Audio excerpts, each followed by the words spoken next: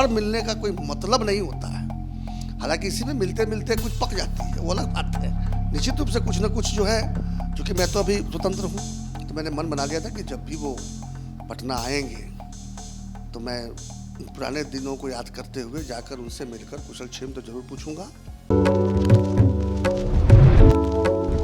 बिहार की राजनीतिक में इन दिनों उथल पुथल चल रहा है और राजनीतिक कई मायने भी निकाले जा रहे हैं।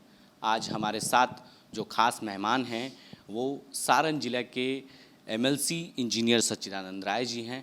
उनसे हम बात करेंगे और जानेंगे कि आज इन्होंने राजद सुप्रीमो लालू प्रसाद यादव से मुलाकात की है, राबड़ी देवी से मुलाकात की है।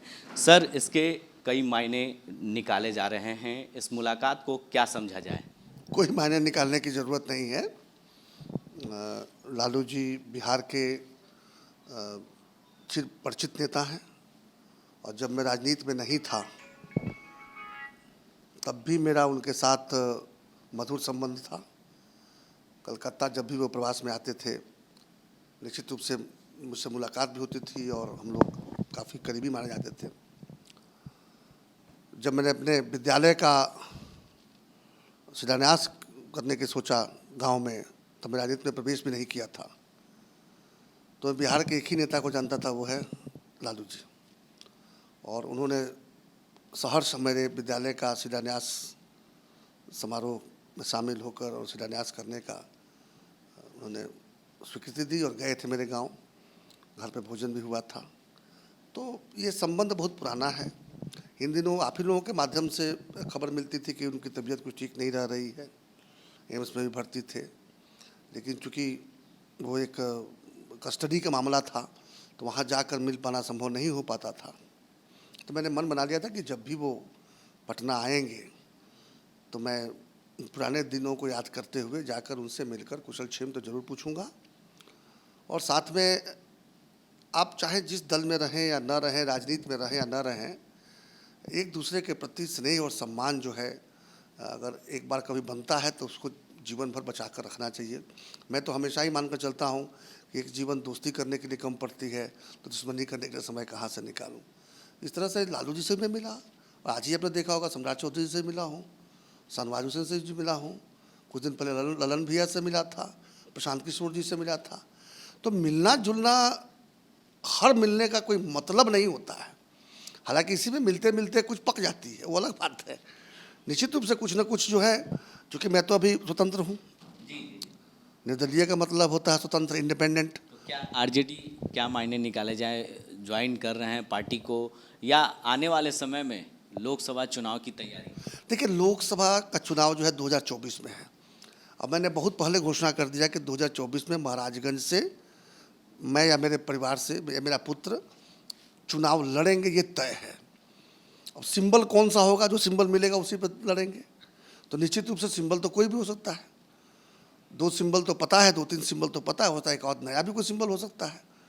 तो उसकी खोज तो जारी है, लेकिन आज ही कोई निर्णय लेना हमारे लिए कोई मजबूरी नहीं है। अभी चुनाव तकरीबन 2 साल दूर है। अब मैं वैसे भी कोई दल ज्वाइन नहीं कर सकता क्योंकि इंडिपेंडेंट हूँ। जैसे ही किसी दल को ज्वाइन करूँगा तो मेरी सदस्यता समाप्त हो जाएगी। टेक्निकल है ये। तो इसलिए स्वतंत्र रह के लोगों से सबसे मिलना जुलना है, सबसे संबंध बना कर रखना है। बातें होती रहेंगी, कुछ बातें गुप्त रहेंगी जो 2024 में लोग जान पाएंगे।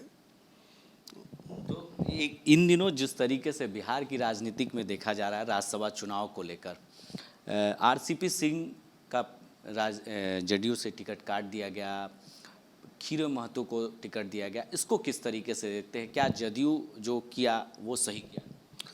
देखिए, आप माने या ना माने, धीरे धीरे सारी राजनीतिक दल जो हैं, सारे के सारे राजनीतिक दल प्राइवेट लिमिटेड कंपनी की तरह चलने लगे हैं।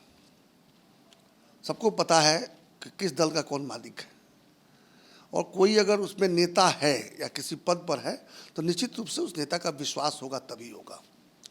मुझे लगता है कि आरसीपी सिंह जी अपने नेता का विश्वास खो चुके थे और यही कारण है कि नेता ने उन्हें बदलने का निर्णय लिया। और जिसको उन्होंने दिया है वो एक उनके पार्टी के पुराने कार्यकर्ता हैं, कई पदों पर रहे हैं और वैसे भी एक कमज़ोर समाज से आते हैं। झारखंड में जनता दल यूनाइटेड अपनी पैर पसारने का प्रयास बहुत दिनों से करते रहा है। खीरू महतो जी का बहुत उसमें बड़ा योगदान भी रहा है और निश्चित रूप से आज जब वो गए हैं तो इसका फल जो है झारखंड में पार्टी के विस्तार में मिलेगा, ऐसा सोचकर नेता ने निर्णय लिया होगा। तो दोनों विषय हैं। एक तो लगता है कि शायद किसी न किसी कारण से आरसीपी सिंह जी अपने नेता का विश्वास खो चुके हैं, इसलिए उनके पक्ष में नहीं निर्णय गया और खीरू महतो जी को निर्णय लिया गया।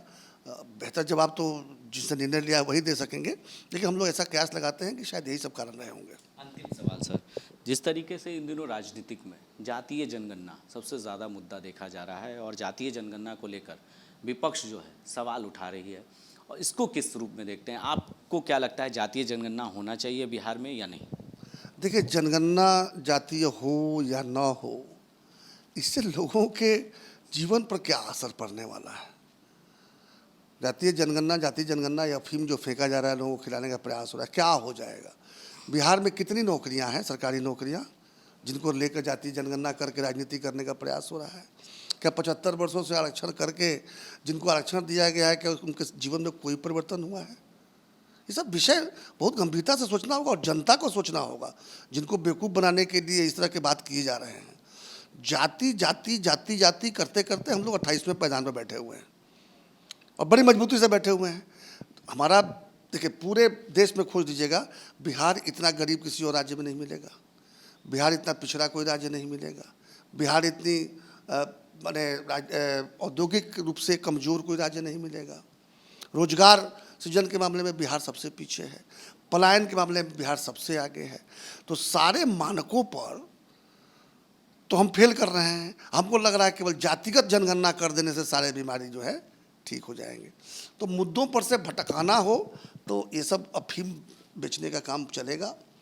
मैं नहीं समझता कि जातिगत जनगणना हो या न हो, उससे बिहारियों के जीवन पर कोई फर्क पड़ने वाला है।